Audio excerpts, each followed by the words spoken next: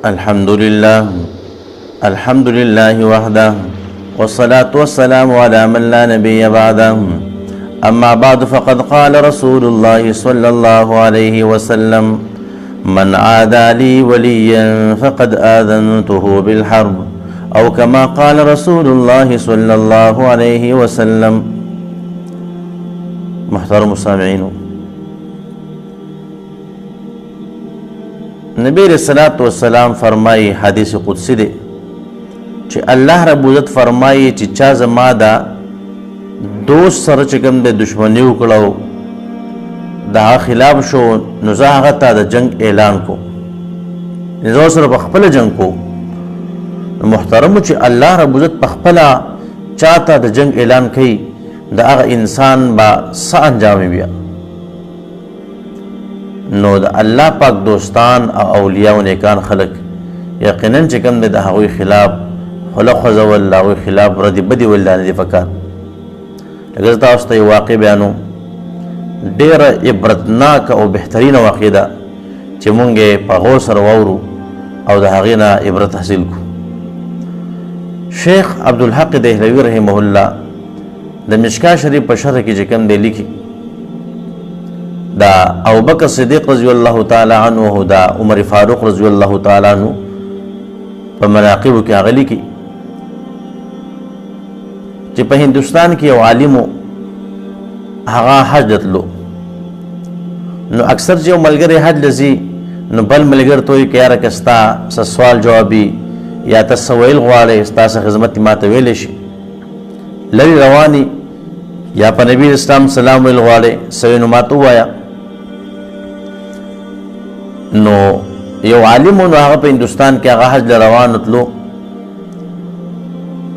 هغه خپل ملګرو ته وویل چې تاسو وایي نو 400 ویله. بیا ورته ملګری وایي چې زه ته خبره کوم خو ته به ونه منې، وایي نه ووایه زه به خامخا منم، کوم به وایي خبره کوم، وایي نه وبې نه منې، وایي نه وایه. په خبره دا ده چې کله تا د نبی علیه الصلاۃ والسلام روضې ته لاړ شي نو هلته به نبی علیه الصلاۃ والسلام ته اول زما سلام پیش کړي او بیا به ورته وایي د الله رسوله وایي دا پلان کې چې کوم دی ستا خواله راتلو ته تیار دی او راضي شوق یې دی،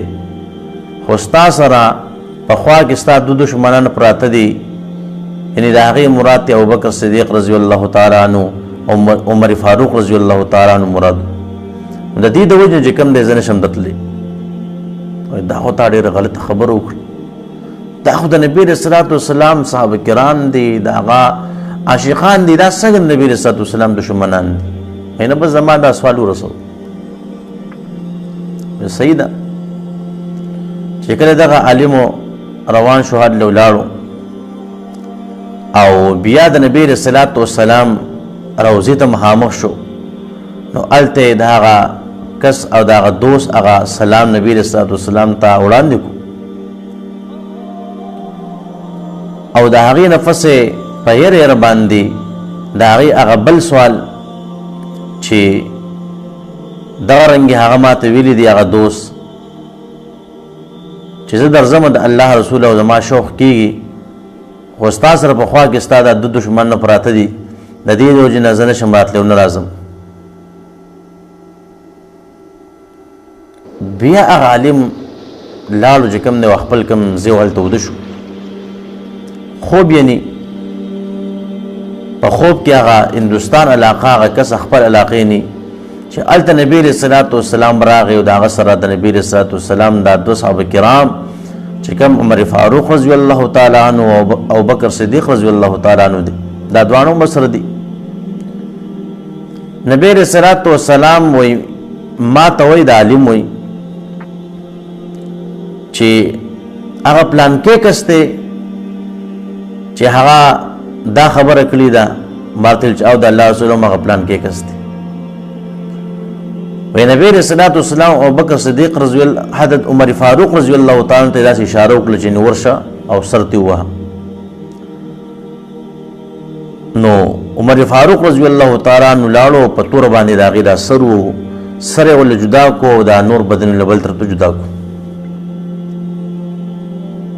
بیا زه د خوب چې رایق شوم ډېر زیات خوب هغه اثر را باندې و خطرناک ډېر خوب خو ما د خوب دا تعبیر راویستو چې دا انسان بس دا غلط انسان دی خراب انسان دی ځکه چې د ما د کومه خبره کړې ده ډېره غلطه کړې ده بس دا ما خپل تعبیر راویستو او چې کله ما حج وکړو د حج نه بالکل فارغ شوم خپل کلي ته لاړم نو دوستانو ملګري راځي ما ملاقات له ټول راله خو هغه ملګري پکې نشته چې کوم ملګري ما ته دا سوال او دا خبره کړې وه وایي زه د هغې کسو لږ زمونږ د کورونو څخه لږ سیټ ته لږ لرې کور و زه هلته لاړم د هغې کور ته ور مې وټکو د هغې کور والا هغه سمه خبرې وشوې چې ملګري زما خوا ټول لاله خو ستا خاوند رانغې څه مسله ده د هغې کور والا ما ته په ژړا شو چې هغه خو وفات شوی دی ما ورته چې څنګه وفات شوی دی څنګه مسله ده وایي هغه کور والا ما ته وویله چې دا دغه رنګې په یو موقع باندې باتروم ته ورغې او ډېر وخوش راونوتو مونږ دروازه والا خو نه راوتو بیا چې کله مونږ هغه دروازه کوله وکړه او هغه ماته کړه دننه چې مونږ ورلو نو ګورو چې کوم دی دا د دې سر یو طرف ته پروت دی او بدن یې بل طرف ته پروت دی چا په توره باندې سر تیوالی دی خو اوس پته نه لګي چې چا عمل کړی دی د دې د قاتل پته نه لګي زه پوه شوم ما ورته ویل چې ښه د دې قاتل خو ما ته را معلوم دی چې چا د دې نه سر والی دی وایي څوک دی وایي دا حضرت عمر فاروق رضی الله تعالی عنه دی ځکه چې دې ما ته دغه شان سوال جواب کړی و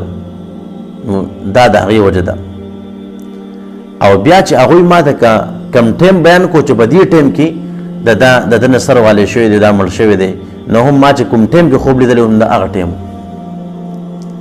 د محترمو سامعینو صحابه کرام یو لوی شان دی لوی مرتبه ده الله پاک هغوی له ډېر لوی مقام ورکړی دی قرآن پاک کې الله پاک فرمایي رضی الله عنهم ورضوا عنه الله پاک د دې نه راضي دی د الله پاک نه راضي نو په دغه لحاظ سره محترمو سامعینو موږ تاسو را دا خپل خولې په کنټرول کې راوستل پکار دي په دې باندې صحابه کرامو هغه ښه صفات بیانول پکار دي